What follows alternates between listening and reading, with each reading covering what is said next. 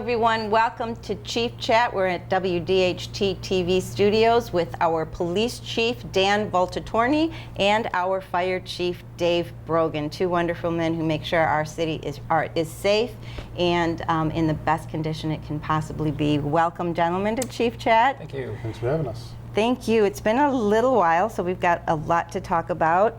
Chief Dave, you are just getting off of a wonderful chili cook-off that was to help this amazing 501c3 and to help kids. Tell us about that. That's right. So this is the 27th annual Dearborn Heights Firefighters Chili Cook-Off. So it's for the last I'd say 15 years or so. It's been around a long time. Was to get $10,000, and we've hit that goal every single year. We haven't got that's in profit. That's not total money's taken in. That's after all of our expenses and everything else. And $10,000 means a lot to the kids that attend Great Lakes Burn Camp. That's where the money goes to. And the Great Lakes Burn Camp is set up for kids who've suffered burns at some point in their life where it's not just the physical pain of burns you carry. There's a lot of emotional scar that comes with it too, from the event itself. And so they have swimming and all kinds of different activities. But swimming is one that really kind of helps people understand where just taking off your shirt and jumping in the pool and running swimming or the lake or wherever. When you have scars like you have from burns, kids are very self-conscious and people look at them and there's a lot of constant reminders about this trauma that you went through. And so there's counselors, there's firefighters, and obviously all the people who run the camp, and it's just all the kids that go there, all the adults that attend, all have nothing but real positive things to say about it. It's just a great time. So are the adults that are there, are they volunteers? Are they camp instructors? Yeah, they're volunteers from Great Lakes Burn Camp, and a lot of firefighters volunteer to go out there. I was just going to ask, do our firefighters go out there and volunteer? Firefighters go That's out there. wonderful. Yeah. So how many kids usually are at this camp? How many does our fire department actually sponsor to go? It's around, well, they say it's around $600 per kid. Now I know that the prices are going up, and I talk with the director and say, well, it's a little bit more than that, and they have some money that they pitch in money themselves to try to make cover sure the that's balance. Covered. Yeah.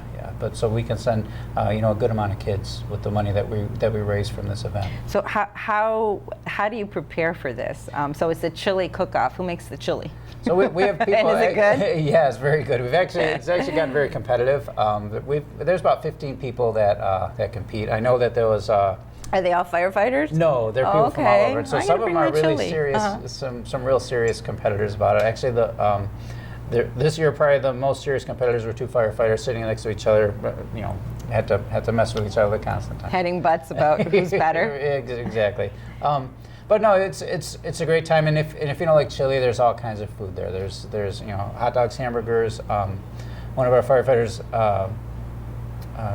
Gil Chevalier, his brother, who's a police reserve, Dino, he has a pizza business where he has like a stone oven that's portable, and he brings it out and he makes pizzas for the event. And this year he made a coney dog pizza, and that was very popular too. So it had like hot dogs on it. Yeah, there's cut up hot dogs. There was like the chili sauce kind of, and then mustard and onions. It was actually pretty good. So I'm visualizing. You gotta try at least once. Did you try it? You didn't. But I meant no, you're a chicken. You didn't try it. Did you actually go to the cook-off this year? You didn't make it this year. Okay. Well, next year we're both going to be there for sure, because it skipped my radar this time, but for sure next year. And I'm going to bring my chili. I make a mean chili. All right. I really do. Absolutely. Chief, school is upon us, and summer's almost over, and that's always a depressing time for me. But school is always exciting. The kids are ready and raring to go. so are the parents. Yeah, absolutely. I think I'm not quite. Yeah, the parents are probably the most excited. But what are we looking at right now? I know Crestwood with the congestion. We've had that conversation so many times, and I know that was also a conversation this year. So what advice do you have for parents to just try to stay safe and keep their kids safe, especially at Crestwood? So the biggest issue is Crestwood invested a lot of money in repurposing and redesigning their parking structure and drop-off areas. Your best bet is to contact Crestwood itself and the school that your children are attending to find out, have there been any changes to the parking situation, the drop-off, pickup. I believe Crestwood's on the ball, and they're sending notifications out of this is where you drop your kids off, these are the new times. But the biggest issue we have at the beginning of the school year is everybody wants to get there, Quickly. Yeah, quickly, drop off and get out as fast as you can. Remember, be patient, look around, take your time, have your children ready to get out of the car as soon as you get there. And, if everybody is patient, we have less problems. Patience is a And virtue. follow the signage. And if there's an issue with signage or an issue with the traffic flow or congestion, contact the school, let them know, and they'll get a hold of us, and we're always willing to work with the school districts, whether it's Crestwood, Robichaud, D7. We have a great working relationship with the school superintendents and the principals, so it's something you just need to be patient. And we were talking a little bit ago, too, off camera in regards to the signage and what have you. So the outward signages have not changed, but it's good to check with the school in terms of the inside traffic and how that's Exactly. moving. I mean, Because that could change. It can change. It's schools in your neighborhood. Take a drive by, see if something has changed. You might as well not wait till Tuesday morning at 7:05 or 8:30 when you're dropping your kid off and find out I can't come this way because they changed things around. Right. And it frustrates you, frustrates your children. Go there early, check it out, see what's going on. Well, I got caught into that once. My kids went to Riverside for a while, and they've been out for quite a bit, but I was going down Warren, and I was actually coming to the studio, and I made a left-hand turn, and I got stopped, and I'm thinking, I'm not speeding, I made a legal turn, what happened? So he stopped me, and he goes, did you see the no left turn? And I go, I turned last week down here, and he goes, we just put that up. So you got to be cognizant of the changes, and it's for safety issues. So we want to make sure people And know for that. the first few weeks, we'll be patient with people around the schools to make sure that they're aware of what's going on, and so. Absolutely. I'm really looking forward to this. The winter's coming. People are going to be more inside and cooking and doing their thing. So we're going to take our cameras with Stan and Angela out to the fire station, and we're going to have a demonstration about fire safety. And I know that people, that has been a concern in regards to leaving your stove on, oil fires and things like that. So tell us about that concoction you have and what we look forward to seeing. Sure. Yeah, we have a stove. It's a stovetop that has a mock pot on it that can catch on fire, and so it has a little like simulated fire but it looks pretty realistic from a little ways away. Is it one of those materials that sort of Yeah, with a little fan and orange thing. can't give us a real fire, eh? So there's actually, along with that, there's a fire extinguisher with a screen that has flames on it too. And so we have this little setup of a kitchen, and people can, a lot of times they say, yeah, they have a fire extinguisher, but they've never gone through the motions of how to use it. Yeah, picking it up, and there's a pin you have to pull out and take the nozzle out, and what it feels like, especially if you have an older person, they're not feel how heavy it is, and so this opportunity to go through all the steps, and you squeeze the handle and point the nozzle. And So I've never done one. So is it like, I've seen them do it on TV, especially in comedic sitcoms, and they do it, and then they're flying back because of the pressure. Is that no, something? there's not that much pressure. It's not. Okay. They use the acronym PASS, and it's P for pull the pin, aim the nozzle, and squeeze the handle and sweep. And so you don't want to stick it right on top of it and squeeze it, because you can blow it all over the place. You're just kind of sweeping, start from the top, and kind of work your way down. Good. And So we're going to have a nice demonstration on that when we get in there. Right. Also, again, the concept of winter coming. Our furnaces have to be changed, and we have to change it from the air conditioning to the heating system. So I know there's like something you got to go down there and do with the furnace, right? Well, a Or lot of can you them just do. switch the thing on the wall? Well, you can switch the thing on the wall. What you're referring to is probably the humidifier. A lot of times the humidifiers you'll turn that on in the wintertime so you get more humidified air, because otherwise it gets so dry. So is that the only thing you got to do with Well, your that furnace? you want to check your filter, and if it's been a while, it's a good idea to have someone come out and check and just give the furnace a once over. There's a lot of furnace companies that will offer that service. Something you really have to make sure you have a carbon monoxide detector and have it turned on, because when you're turning your furnace on for the first time of the year, if it's not vented properly, you can get carbon monoxide building up in your home. You can have a lot of times you might have it was fine last year, but you'd have a bird make a nest in the exhaust, so in the chimney, and now it's not venting anymore, and you get that carbon monoxide building up in your home. So you always want to make sure that you have a carbon monoxide that's working. You want to make sure that you put in a new filter, and probably some people recommend it every year. I know that people don't have the financial means to do it every year. It's not very expensive either. Maybe $65 to have a company come out and check out your furnace. But every couple of years you should probably have that done. So what are the things that could actually happen if you do have a dirty filter? The backup, all that other stuff. I mean, it's definitely a fire hazard, right? It's definitely a fire hazard. Yeah, you can have. That's going to cause a problem over time. It's going to changing your filters. I mean, you get a lot of dust build up in the house and things like that. But also it's not moving air properly. And now there are a lot of different safeties built into furnaces, into most things now. But those safeties could fail too, and that's when you have a fire. If it's not moving enough air, you have actual flames in there. That's what's creating the heat, and the air is going through there. Well, if it's not moving enough air, then that's going to get hotter and hotter and hotter, and you can result in a fire. Another problem people have is they stack things too close to their furnace. To the furnace, right? yeah. Or their hot water heater, and you don't want to have things that are flammable stacked up. And when you're not using it in summer, maybe you've been piling things up, and now you've got a bunch of clothes or whatever piled around the furnace, and like I said, it's building up a lot of heat in there, especially if it's not moving air that well, and that can result in a fire. I have my laundry containers right against the furnace, so Right. that needs to be definitely pulled out. Talking about being safe, we were talking about the crossings with Crestwood, and I wanted to just go back to that a little bit. The kids are actually crossing Beach Daily and not crossing where they need to at the crossroads or at the light. Right. What advice do you have for the people driving? Of course, be safer and be cognizant of who's going in front of you.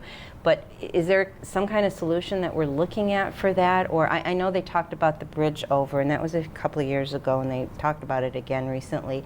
But that's exorbitant in terms of dollars. So what are we doing with that so people are safe and kids are safe? So the most important part is to cross where designated crosswalks. And people don't know that. So then they're in violation of the law, Right. and that exposes them to some injuries, potential. So, but if you were to cross at the crosswalks, right now it's Beach Daily and Ford Road and Wilson Ford Road. Wilson, right. Beach Daily. It requires people to be I think there's sensitive to their time constraints. You can't leave for school with 3 minutes to get to your first class. If you leave early enough, you have time to make it to the crosswalks if you live in that area.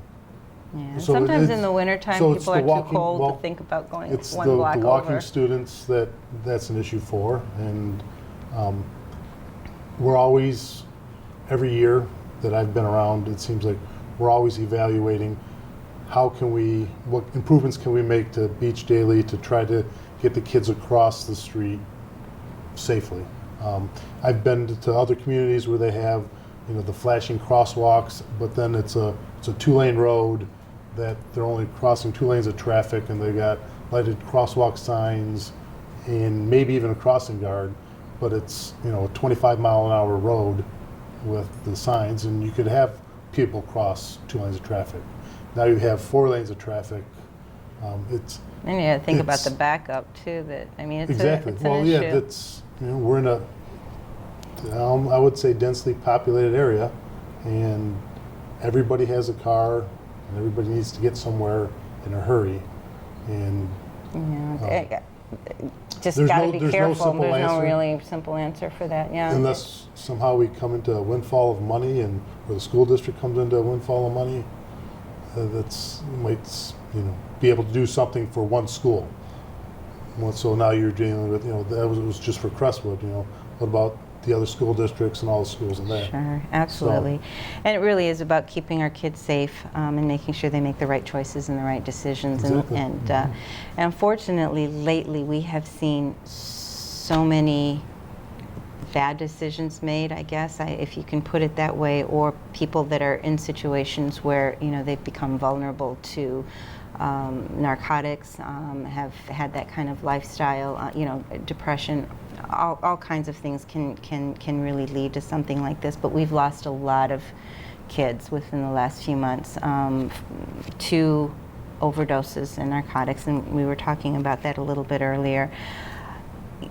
What are you seeing in terms of, in terms of the fire department, what are you seeing out there? And are you going on a lot more calls than you did before? And I'm wondering, and maybe you can answer why you think that is, but are you seeing a lot more calls and having to? We're going on a lot more than we were, say, 10 years ago, but it's kind of started to rise steadily, and it's stayed at that.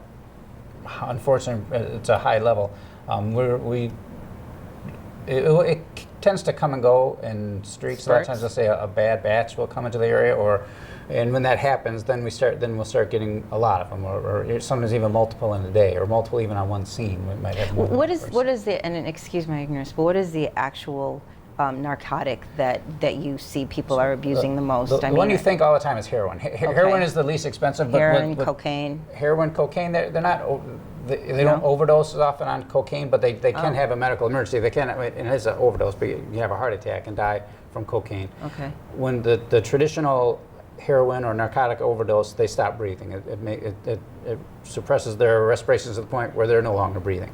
And you can only last so long when you're not breathing. After so much time, you're going to start having brain damage. Your heart is still beating, especially these are relatively healthy people otherwise.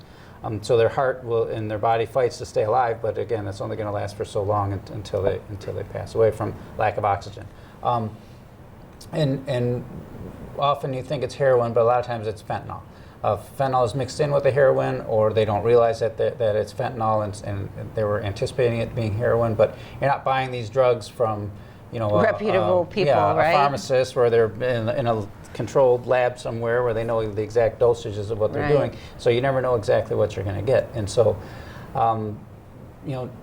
everyone knows Narcan now. And I think that's everyone. Unless you've been living on a rock, knows what that is, and that's saved countless lives. But what we really need to do is get to the root of the problem, and this is starting. It's almost always the same path where, and people look at this as like a kid problem, and you could have a regular adult like one of us, and they have back surgery, and they go in and they're prescribed these pain pills, and they start taking the pain pills, and they end up addicted to the pain pills.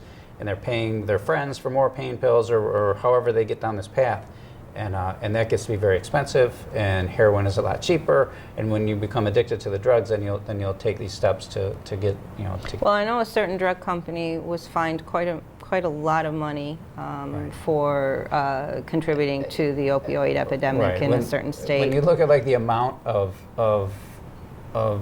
narcotics that are prescribed to a certain area for the people that are there, it's an insane number.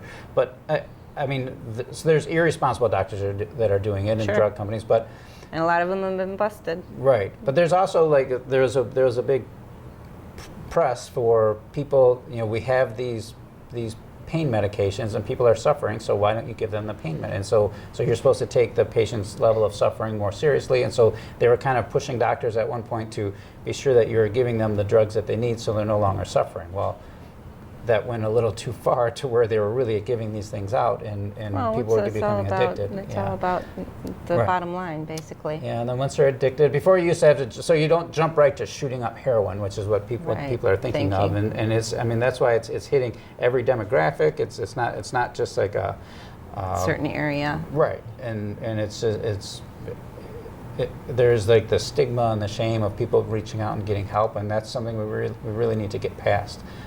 Anyone can become addicted to these things. It's not prejudice. It takes care of everybody. Yeah, absolutely. and people need to come looking for help, and there's many resources out there now, and so that's what you have to find, something along those lines. And there's support for family members too, because this definitely involves the whole family, and it's and unfortunately we're having someone might overdose and they're afraid to get in trouble and they don't call for help, and you just call 911 and we'll come out and give them the Narcan and help them get better. And they've changed some laws with the police, I think. Right. What are the ramifications of that when someone does overdose and they're afraid to call, or they do call? I mean, So they've changed the state laws that if you call for help and you have narcotics on you, there's a good chance that you will not be prosecuted for the drugs that you have on you.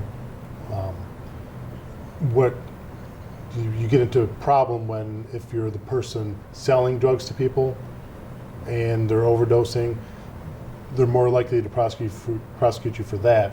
But if you're a user,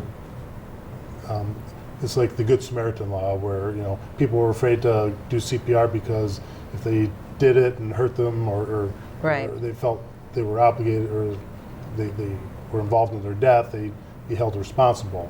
Well, the state legislature changed the laws to say, hey, if you're trying to help somebody who's overdosing and you call the police and they arrive and you have narcotics on you, we're more concerned about saving the life than prosecuting you. okay. So there's a little bit of a There- safety net, there so is a safety people net. should not be a fear of Yeah. calling for help. If you're in doubt, call 911 and get the help there.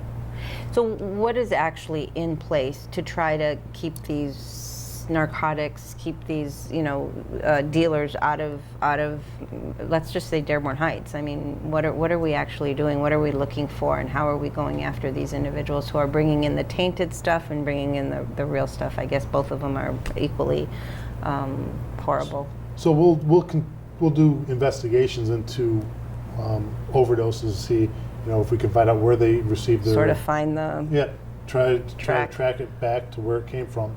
And then we have officers at the local, state, and federal level that they're interested in putting an end to the opioid epidemic, and that's one way to do it, is to follow the line back to where the drugs supplier. originate.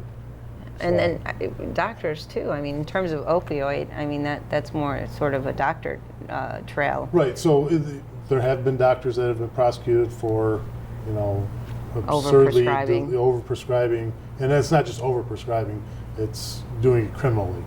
So Right. busing people in and handing out prescriptions for a nominal fee. Right. So There was a situation in Appleton, Wisconsin, which you were telling us about, which made me, my eyes sort of grow to hear what you had just said. That there was someone that had overdosed and they revived him with Narcan. And go ahead, finish the story. Yeah, so he was on a bus, and they called 911 because he was unconscious and wasn't breathing. They gave him Narcan and woke him up. They were trying to talk him into going to the hospital, and he decided he doesn't want to go to the hospital. They were having a conversation about it, and the police officer noticed a bulge under his shirt. So, well, what do you have under your shirt? And he says, just a cell phone. He goes, well, and the police officer was approaching because he wanted to see what was under his shirt. And he pulled out a gun and started shooting. He struck the fireman who had given him the Narcan, and that fireman unfortunately died. So he killed the guy who basically saved his life. Yeah, he did. Yeah, he shot and killed the fireman. The police then had a gunfight with the guy, and the police ended up killing him. But it was just a terrible tragedy. You just never know what you're getting into anymore. Like we just bought bulletproof vests and bulletproof helmets for our firefighters because of the active shooter things. Like the world has changed so much. Yes, it That has. we're very fortunate. We have a very good relationship with the police department. We were talking earlier with the active shooter training. Our guys are actually training together with the police, and I think there's a few other communities that are doing it, but I don't know if many of them are as aggressively doing the interdepartment training as Dearborn Heights is. So just to stay on this point, we were talking about reviving someone that is unconscious, and you don't know what condition they're going to be once they're revived. So I think it would make sense to have anyone that's in that situation, because of that variable, maybe where you just restrain their hands, so when they do, they're not hurting themselves or hurting anybody else. So that's not a possibility. That is a possibility. And how can you address that situation, without violating rights? Yeah, for a healthcare provider to restrain someone, it's only done under very certain circumstances, and so we can't just now a police officer can.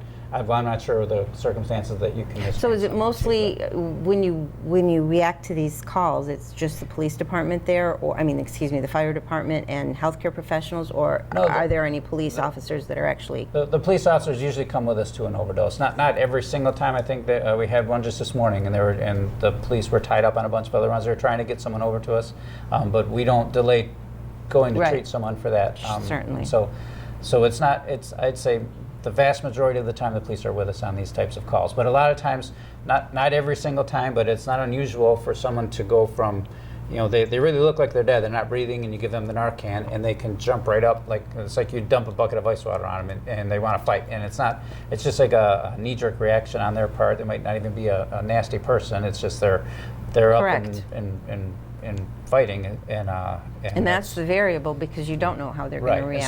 So we give the medication really slowly. We're just trying to get them breathing again. That's our goal. Unfortunately, then you have the carfentanil that came into the area, and that requires so much Narcan. So you don't know. We don't know what we're trying to reverse here. If it's going to take a half a milligram of Narcan, or if it's going to take 8 milligrams of Narcan. And so it's kind of a balancing act of trying to keep everyone safe and keep this person alive, and it's developed into it's a challenge. more of a challenge to take care of properly. Right, and we were talking earlier too, and you touched upon the active shooter issue.